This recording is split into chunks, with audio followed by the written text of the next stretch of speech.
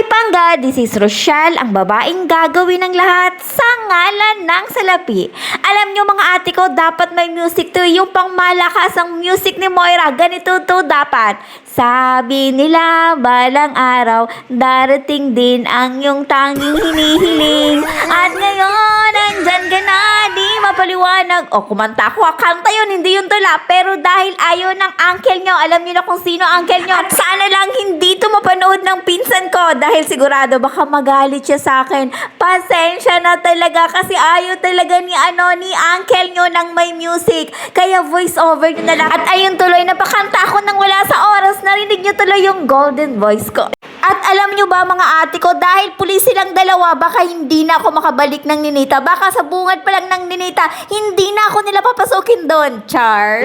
At sa bagong kasal, binabati namin kayo. Sana alagaan nyo ang isa't isa, mahalin at alagaan nyo ang isa't isa.